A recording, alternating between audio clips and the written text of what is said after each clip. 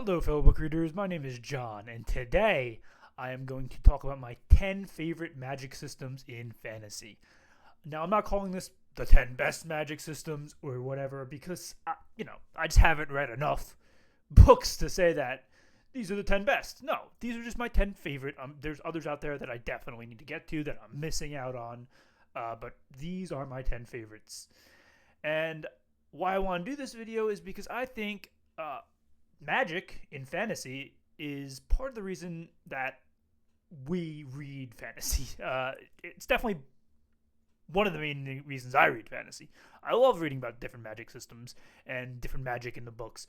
And when I go over my list, it's not just going to be the magic system itself, but it's also how does it play into the story and how does it affect different characters and stuff like that. Because if I'm just looking at, just the magic itself, that's a little boring, I think.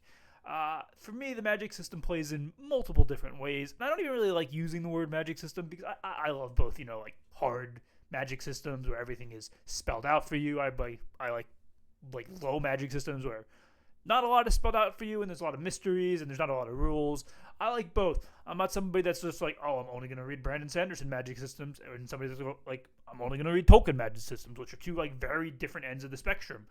I like all different kinds. So that's where I'm at with magic systems. I do think magic plays a huge role in fantasy, and I do have my favorites for sure. So let's start off with some honorable mentions. Okay, and an honorable mention, we're going to get two right off the back that are sort of god systems, I would say. And that's Percy Jackson and the Olympians by Rick Riordan and The Poppy War by R.F. Kuang. They're similar in the sense that both of their magic systems come from the gods in their series. In The Poppy War, it comes from the Pantheon, and in Percy Jackson comes from the Greek gods. And they play very differently. In the Poppy War, the power you get from the Pantheon usually ends up costing you your life because the gods slowly take over your mind. But they grant you extraordinary powers, and there's tons of different gods you can choose from.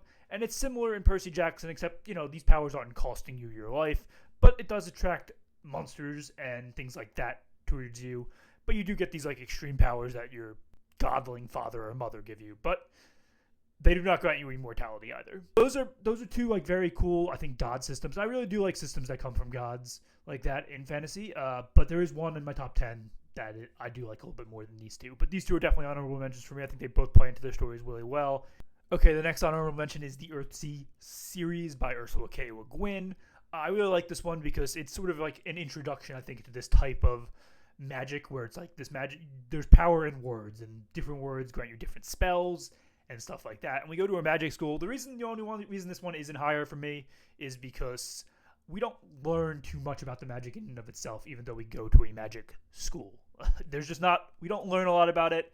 We know our main character becomes a great wizard, but we don't learn too much about what the different words themselves do. We learn what some of them do, but not all of them. And the words are secrets, and you got to find them. And it's sort of said anybody can kind of learn these words. And that's why you got these hedge witches and stuff like that. It's a very good magic system. I think it's a great inspiration for other magic systems. I just think others have done it better. But I do really like this one, and sort of you can see how it kind of started it all in different ways. Okay, then next up would be the Book of Doors magic system by Gareth Brown. I really like this one because it's books. Our humans have no power. They're not special, but they get these books, and these books have magic, and each book does a different sort of magic to it. And I like how different it is and how rare these books are, and I like how nobody in the world kind of knows what's going on besides for these rare book collectors who have found out the secret. And I like how dangerous they are. I like how they're not all just this light magic, and I like how our antagonist is sort of formed from the books itself almost. Very interesting magic system in and of itself, though. It's just unique, these book magic. And look, other people have done this before, but I don't think anybody's done it quite like it's done in this series. Okay, then we got the Robin McKinley magic system from her series. They're really two standalone books, but they take place in the same world. The Hero and the Crown and the Blue Sword. And I don't even remember what the magic is called in this book off the top of my head, so I can't, put it in my top 10, but it's very close. I love the magic in this world. It's sort of implied that it's hereditary, and our main character in The Hero and the Crown, Arin, goes to learn from this wizard, and he teaches her all about this magic, and those scenes are really, really good. And then there's also magic artifacts in this, which there's this blue sword that allows you to use fire, which is really, really cool. I like when you get a magic artifact. I'm a big magic artifact guy, if you couldn't tell by Book of Doors. So yeah, that really played well for me. And I love the magic of this world just because it's like certain characters believe in it, and certain characters just think it's dead. Like this magic has been extinct from the world, but it's not, and I think it plays a good role in the story. It just isn't, I would say, deep enough to make the top 10, but it's really, really close. I loved the magic of this world. Okay, and our final honorable mention is, of course, the Fourth Wing series. I think the dragon magic is really cool in this. The only reason this one doesn't make my top 10 is because I just don't think we know enough about it yet. I think by the end of the series, it might be in the top 10 for me. But right now, there's still some mysteries around some stuff. But I do really like that it's elemental, but it's elemental from the dragons. You get your magic from the dragons, and it's sort of a bond between the human and the dragon. And again, the dragon magic in this series, I think, is like top notch. I really love the dragons. The dragons are the best part of the series by far. It's not even like really close. And the fact that the magic comes from them is not unique because this is done in plenty of other series, but I think it's done really well in this series, if that makes sense. And I do like the elemental magic of it and sort of how each one is given a different power and it's not all the same. Like, she's did a really good job of coming up with different varieties of said powers. And of course, the lightning power that our main character gets is one of my favorites. I love a good lightning power, and I think hers is very good. So yeah, just a big fan of the Fourth Wing magic system in and of itself, and I think it really helped elevate the series to another level. Okay, now we're going to get into our top 10, and I did rank them in order, although this is sort of just like a light order. Like, a lot of this stuff can vary from day to day. But at number 10 is Tress of the Emerald Sea by Brandon Sanderson. That magic system, it just rules, and I love Brandon Sanderson's magic systems in general. There's actually 2 on this list. He's sort of the hard magic system god, in my opinion. He's not the first person ever done it, but he has sort of mastered the art. And I think he did a really good job of a very unique one in Tress of the Emerald Sea. It is very science-y, and I like that. I don't always like that. Like, if every fantasy book had this science-y magic system, I wouldn't like it, but I love when certain books do it, and I think this book does it extremely well. I think this is also the most visually, aesthetically pleasing magic system on my list, because it's these different oceans of different colors have magic, but they're not made of water. These oceans are made of spores, and you can collect these spores and sort of do different things with them. Now, it's extremely dangerous because they could blow up if they come in contact with different things, but as long as you know what you're doing, you can use them in a variety of different ways, and our main character sort of becomes an expert at using these magics in a different way. Now, don't get me wrong, it does take her a bit of time to do it, to learn it, but when she does learn it, she becomes great at it, and she sort of has a natural instinct for it. And we don't, I like that we explore some of the seas, but we don't explore them all. So there's room to even learn more, not learn, but to see different parts of the magic system in Tress of the Emerald Sea if there's another book in this world. But we see the Emerald Sea, we see I think it's the Crimson Sea, we see the Black Sea, or the Midnight Sea, I think it's called, which is, black. And they all do different things. I love the Emerald Sea as sort of vines and stuff like that, but the vines are very dangerous. Yeah, just really, really, really great magic in this book, and the magic system is awesome, and it's very sciencey. I think it's the most science-heavy of the magic systems on my list. There's an argument for another one later on, but I would say this one's more sciencey, in my opinion. And it's not even the only magic in the book. We get this dragon who has his own sort of magic in it, and then we get the end, we meet the sorceress who has her own different magic system in it. And those magic systems aren't nearly as explained as the one of the spores in Tress of the Emerald Sea and the oceans, but they're still there and present, and they're, I think, add more to the magic of the book and just the Cosmere in general, but especially this book. Okay, and then at number 9 for me is the Bloodsworn Saga, which is Shadow of the Gods, Hunger of the Gods, and Fury of the Gods by John Gwynne. I talked about earlier the Poppy One and Percy Jackson had these sort of god sort of magic systems where our characters are getting their powers from these different gods. This is the one in my top 10 that is the god magic system for me. This is my favorite god magic system. I just love everything about it. I love how the different gods are described. So we do get to know these gods either through their characters themselves or just hearing about them. So that's really cool. And then I love how we see how each of their like sires or sons or daughters inherit their magic and like what they can do with it. So like we have one of our main characters comes from the rat god, and he's like very sneaky and sort of smarky and stuff like that, and that's his magic, and he can sort of weave in and out of things. So the rat god is like, he's considered one of the weaker gods, but he has his powers. And then we got the wolf god, of course, and the magic from them is just like all power, all this very, very strong power and wildness. And our main character, like the most popular character in the series, is designed from the wolf god, and she has like this great power and great arc. And then, of course, we got the dragon god and different sorts of powers going on with her children, and sort of like an eliteness, like they consider themselves better than everyone. And then there's others like the eagle god and the snake god, and there's all sorts of other gods that we get mentioned of and we see people sired from. So yeah, it's really interesting, and it's not just Avatar elemental power or shape-shifting power or X-Men sort of power. It's all those sort of combined and different, and I think he did a really good job with it. And it plays into the action really well, and I also like how it plays into the society really well, because there's a lot of people in the society who they don't like the magic users, and they collar them and enslave them to keep them from using their magic. And I think that plays an excellent role in the story. It's kind of, I think, designed off Wheel of Time in a bit of a way, but did a really good job there with it. And yeah, this is an easy number 9 for me. It's definitely my favorite god magic system. Okay, number 8 is the Shepherd King Duology by Rachel Gillig. That's One Dark Window and Two Twisted Crowns. This is a very Brandon Sanderson-esque coded hard magic system where these set of cards, and there's I think 12 different cards, but multiples of these 12 different cards, and each card has a different power, and that plays into the series really well. And anybody can use this power if you have the cards, but it's sort of a big secret if you have a card or not. People aren't going around being like, I have a card, because then you kind of have a target on your back for people to steal it from you.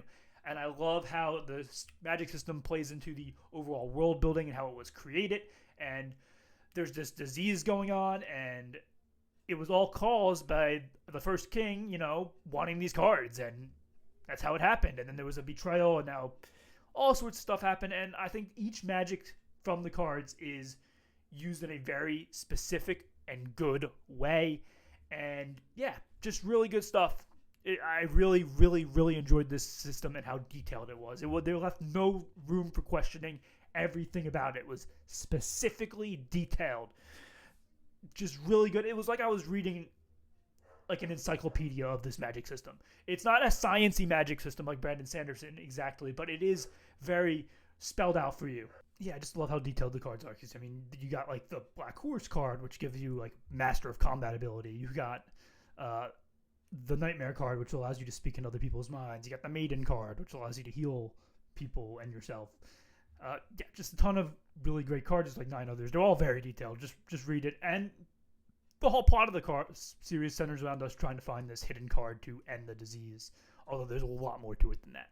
Okay, number 7, we got the Shadow and Bone with a Grishaverse series by Rachel Gillig. I love the magic system in this. I just think the way she implemented it was really, really good. I think on its face, this magic system isn't as good as some of the ones below it, but I think the way she uses it and does it and the way she made it so visual, it really, really worked. I love the whole concept of the Second Army and how they're just this group of magic users that have been discriminated against for years by every kingdom, basically, but they have come together to sort of serve this one king.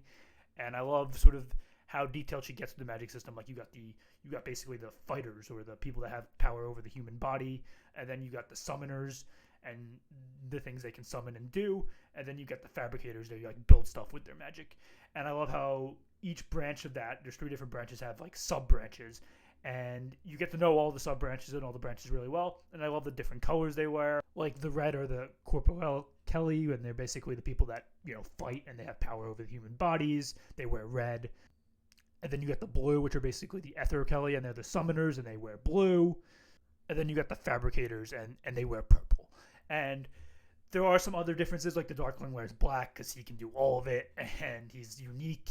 And of course, Genya, who can like do stuff with material, she wears white for some reason, which is kind of strange, but she's sort of a combination of a material person and a summoner at the same time. So yeah, there's a lot here to go into, but I just really love how she executed it. And again, this is sort of, I would say, X-Men powers. Each group gets sort of a different power, and they can be very, very different. You know, like one person summons light, one person summons darkness, one person can summon, can like end hearts. Other people can break legs, and people can build stuff. Very X-Men-y power. It's sort of like random. Each person gets like a random power. But I like how she put it into different classes and the way she organized that. And I love the way it plays into the story and the cultural bias. Because it's like, yeah, these people are treated very, very, very different from regular people in society. And I love sort of the discrimination theme about it. Like, she's showing how it's bad to discriminate. And I do think she plays it really well with the magic system. So, yeah, I really enjoyed that about it. And I really like the magic system in itself. Okay, number 6 is my only standalone on the list. It's Blood Over Brighthaven by M.L. Wong. The magic system in this book is so good. It reminded me of being at university. Our mages, they're called mages in this book, they use spellgraphs, which are basically just typewriters, to type out and write what is essentially code for each magic spell they do. So they have to figure out a code and how to do magic. And it's like, how good are you at basically coding and figuring out math and doing equations to figure out the spell? So yeah, it is very sciencey, but I also think it's very like writing like author style magic system where you're basically writing the spell, which is very cool and I think very, very unique. I've never seen anything quite like it. And there's more than just you have to figure out what spell to do and how to do it. You also have to figure out where are you going to get your power from. And that is big. That's a big part of the plot, and I love the way it plays into the plot because, of course, you have to get energy to make these spells, right? So where are you drawing the energy from? Very important, very good. I do like that this is a magic system that anybody can do. It's not like you're born into the magic system. Sometimes I like that, sometimes I don't, but I liked it in this one. You just basically have to study hard. Like, you have to become a student. And I do like how the mages in this book are treated as like basically gods by these people that are living in the city because they're supplying them with like a great life. But of course, there's a darker side to it. Great twist. But we're not here to talk about the plot. We're just here to talk about the culture. And I think the culture of the magic system plays really well in this book. And I do think the magic system itself, like I said, just very unique and it's done very well. It's not overly explained to you, but it's explained in detail enough where you get it. But you're not going to have to read through like detailed notes of the spells they're doing. No, they'll just give you a brief out view of how they wrote it, basically. You're not getting like, you're not looking at pages of just like, you know, numbers and letters. No, that's not happening. But it is cool how it's done and it's how it's shown. And I really love, like, I can just see our mage in a mage robe sitting typing on a typewriter. It's just something about that's funny to me and it visually just works. I really love the magic system in this book. Okay, at number 5 for me would be Throne of Glass by Sarah J. Maas. I think this magic system just rules. I'm not even kidding. It's basically just the X-Men magic system. It's like everybody kind of gets if you have magic power, you can get a random power, basically. Where does it come from? Who knows? Some people believe that it comes from the gods, but I think by the end of the series, we can definitively say that's not the case for most magic users, although it is the case for some. Definitely for some, but not all. But how is it unique from the X-Men? It plays kind of like a video game magic system. Everybody has, and it's this is how it's described in the book, everybody that can do magic has a well in their body. Basically a well. And it's like, that's basically your mana or your magic, how much magic you have. And when you run out, you have to rest or stop doing magic for it to come back for like a long time. And like, I'm not talking about just like stop doing magic. You have to like go sleep because your body's going to be drained of all energy basically and power and ability to like stay awake. So that's really cool, and it's not like, oh, this person has fire and this person has just like water, so of course the water user is stronger. No, it's like, well, how much well of magic do they have? Because the water user can have like a very small well, and the fire user can have like a gigantic well. So yeah, very cool. I think that works very well, and it makes it different from other sort of X-Men style magic systems that I have seen in fantasy. And I thought that was really clever and also just like really easy to understand. So it's not throwing too much at you. It just throws enough at you. It's, oh yeah, it's really easy to understand. And of course there's some unique stuff like there's a thing called the Karanim bond where it's like if you have like the right sort of blood match with somebody else, you can like kind of use their magic too, to not drain your own. Works really well. I think that was a cool twist on it. And I do love how magic plays in the society of this book, because in our main continent, Aurelia, the main king is like, I hate magic, and I'm going to discriminate against all magic users, and sets laws banning magic and making all magic users prisoners. And yeah, it's really, really interesting, and I think it plays really well into the story and the culture, because then you go across the sea, and it's like magic is sort of revered there, and in the southern continent, again, magic is kind of revered there as well. So, like, which is it? Yeah, just really, really interesting, and you get some great training arcs in this with the magic. Hair of Fire is basically just a training arc montage and a trauma healing montage, but the training arc in that is very, very good, and I think it's done very well. So yeah, I really love the magic system here. It's probably my favorite X-Men style magic system. Okay, number 4 is our second Brandon Sanderson magic system in the Mistborn series, which again is by Brandon Sanderson. I love this magic system. It's basically allomancy. Instead of drinking potions or making potions, they eat metal, which is really cool and really unique. And the metal can give them certain powers. Now, not anybody can drink metal. You have to have this sort of like Mistborn sort of power in you to eat the metal. And what metal you can eat is different for almost everybody, unless you are a full Mistborn. If you are a full Mistborn, you can eat any of the, I think it's 11 or 12 metals, and get all the powers. You can do it all, and there's different powers. There's pull power and push power. Think the Force, basically like the Force. And then there's like ability to manipulate people through talking, and ability to calm people down, and ability to like sneak, and ability to jump really high. There's a lot of different powers here, and I don't remember them all, but it's called allomancy if you want to know, which is just, I think, kind of a wordplay on alchemy, which is really cool, again, because it's definitely sort of a play on alchemy in a lot of different ways. And I did say I thought that Tress of the Emerald Sea was more scientific than this, and I stand by that. But this one is, I consider this more like alchemy, which is a sort of a branch of science, but it's like a pseudo branch of science, I would say. So, yeah, it's different, cool, really unique. It plays into the story right from the beginning. We get training with it. We get lots of cool action with it. We get lots of cool, like, plot points with it and heists and stuff. And it plays through the whole thing, and then it concludes in a really great way at the end of Mistborn Era 1. But then in Mistborn Era 2, it comes back. Well, it never disappeared, but in Mistborn Era 2, it stays. And I like that we're seeing the Mistborn powers used in, like, different centuries and time periods and stuff like that. It's a really, really cool idea. Really cool way it was utilized, and I can't speak better enough. It's classic magic system. I think it's Brandon Sanderson's best. I can't speak better enough. If you've ever read Mistborn, read it for the magic system. I mean, there's a ton of other stuff here. The character work is great. The plotting is very good, although a bit slow at times. I think pacing is a real issue in book 1 and semi in book 3, but still a great series and great magic system. So definitely check it out. Okay, let's get to the top 3. At number 3 for me is The Shades of Magic magic system by V.E. Schwab. This is probably an upset. I don't know many people that probably have this one as high as I have it, but I really, really love this magic system. It's very Avatar-based, I would say, in terms of it's all elemental magic for the most part. You got water, you got fire, you got wind, you got earth magic, where they can like summon rocks and stuff like that, which is really cool, and there's a whole tournament based around it in the second book. Elemental magic system is awesome, and this, I don't know, this might be like number 10 or something if it was just the elemental magic system. But then we get the Antari, or the Antari, I don't know how to actually pronounce it. And they use blood magic, and they are the only people that can go through the 4 Londons. The Red London, the Grey London, the White London, and the Black London. And that's just awesome. It's the coolest concept in probably any of the books I've mentioned so far, where there's these 4 different Londons that exist, and they're all different worlds, but we got our London, Grey London, which, basically has no magic, or the magic it has is very little.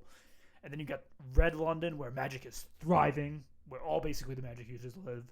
And then you got White London, which magic is killing the world. Magic has overtaken the people, basically, and it's not going well at all. And then you got Black London, which is permanently sealed and closed, where magic has killed everything. It's destroyed everything. There's basically nobody here. Everybody died from the magic. So that is a very interesting concept, and I love that you have these Antari, and there's only 3 of them in the book series, and they're the only people that can travel between the Londons, and they're basically used as messengers between people. And the Anteri, they're kind of feared, but they're also kind of not treated well by the general society because, again, everybody fears them, and B, kings and people like them can't allow the Antari to run free because they're just way too powerful. Because not only is the blood magic used for, going between worlds, but it's also just like very powerful magic in general that puts most of the other elemental magic users to shame. Yeah, I just really, really love the concept of going between the four Londons, and that's like the main plot point of the book. And I think the Anteri are very, cool looking as well because they have like this stone eye. Just really, really great character work there, and really great use of the magic in terms of the culture, and then just a really good detailed magic system in and of itself. Can't speak enough about it. I really, really love the magic system in Shades of Magic. Okay, at number 2, of course, I'm going nostalgic here. I'm going with Harry Potter. I just love the Harry Potter magic system. I love everything about it, basically. I love how sort of detailed it is and also not detailed at the same time. Because I wouldn't call it like a hard magic system because we don't know, like, characters can pretty much do anything they want. Like, she can just make stuff up and it's totally fine. But there are rules. You can't bring back people from the dead. There's no spells that can, like, make somebody love you. There's a lot of rules there, and I think the rules are stuck to in really good ways. I also just think the spells have really cool names. Wingardium Leviosa. I love that there's these, like, 3 spells that are considered unforgivable, and that's, the Imperious Curse, the Curacious Curse, and the Killing Curse. And, they have 1 for torture, 1 for mind control, and 1 for killing. And they're terrible things, but I like that they exist and sort of the culture around those curses that, like, no, nobody should be using them. And I love the different, like, types of magic, because you got, like, the transfiguration magic where you can turn things into stuff and maybe even turn yourself into an animal if you can become an animagus. And then you got, obviously, defense against dark arts, which is, like, combat. And then you got charms, which is, different charms, like you can make things fly, maybe you can make things go faster, bring stuff towards you. Yeah, just a lot of good charm work there. And of course you got magical beast magic, you got divination where you can maybe see the future, you got plant herbology type magic. There's a lot of different branches of magic, and I like that we get to see learning from all of them in the school. I love the magic school, and I love how it plays into the magic itself, because it's like, dude, they don't just give it to us all at once. You got to kind of learn as Harry learns through the magic school. And I love sort of the government she sets up. Like, they have to keep magic a secret just for, like, regular people out there. Like, they can't know magic exists, otherwise we're in trouble and they're in trouble at the same time. We can't have that. I love the laws about it. I sort of love the sort of community that's based around the magic. Yeah, everything about this is just really, really good and really detailed without being a hard magic system. I think it's really unique, really good, and just done it better than anyone else has ever done it. And you can tell that by the world it's been created and the community that's been created in Harry Potter, through Harry Potter. Okay, and at number 1 is the Wheel of Time magic system, which is kind of Avatar-like with elements, because you can weave things of earth, fire, water, air, and spirit. But it's different in a lot of different ways. I love how they call it weaving. That's very, very cool. I think that's a very good name, and it's just like a great way to describe it. I love that there's a difference between the men and women power. So you got Satan for men and Sadar for women, and they can't be more different. Sadar, you have to, like, grab onto. It's like a coursing, raging fire. And then Satan, woman, you can't grab onto it. You gotta just let it come to you, basically. Just let it come to you, and it works. And I love the way it's described, and I did a very poor job of describing it, but I love the way it's described and the way it works. I love that it kind of gets Dragon Ball Z-y, and the fact that there's basically power levels to this magic system. Yeah, and Robert Jordan has a very detailed power level system that you don't know in the books. Well, you do know that there's power levels in the books because they talk about who's more powerful than who, but you don't know, like, exact numbers. But he has numbers going on in the background that have since been shared in different companion books and different notes and stuff like that. So yeah, that's very, very fun. And I also just love the culture around the magic. So you got Tar Valon, where the White Tower is, and where different Aes Sedai trainees go to learn how to use the magic, and we get to see that, and we get to see it done in a really good way, and how their sort of magic is sort of revered in most of Randland, where people love the magic and they respect the magic users. And then you got places like Sanchan, where they consider the magic users way too dangerous and a threat to society, but they don't want to kill them. They enslave them and they collar them with these magical collars that they can use to control them and basically use them as warriors and fighters. And then you got, the Aiel, who consider the wise ones are like the most powerful and prestigious people in the land, and they sort of follow them and bow down to them in different ways, but not in like a bad way where it's like, oh, we're oppressed. They're like, no, these are people that know what they're talking about, and we need them. And then you got the Shahara, where it's like basically the magic took over and they're ruling in the shadow. They're like using basically other people as shadow puppets, but ruling in the background, which is really interesting and fun. And I'd also did a bad job of describing that, but just really, really fun magic system in its way. And of course, you get the magical artifacts. You get the Tirangriels, the Sangriels, and the Angriels. Like I said, I love a good magical artifact, and I think they did a really good job. Robert Jordan did a really good job with it in real time, like these different artifacts, and they come into play in a lot of different ways. And of course, every Aes Sedai or magic user has their own sort of powers almost. Like some are really good at creating Tirangriels, some are really good at weaving fire, some are really good at weaving air. And I just really enjoyed the way it was done in general, and I love the whole plot around it. It basically is the driving force of the story in a lot of different ways. I think he did an excellent job with it, and it's definitely my favorite magic system. So yeah, those are my 10 favorites. Let me know down below what I missed. Let me know your favorite magic system. Let me know what you disagree or agree with. Just tell me, because I can't wait to read more magic systems, more fantasy, to get more magic systems. Thanks for watching, and I'll see you next week.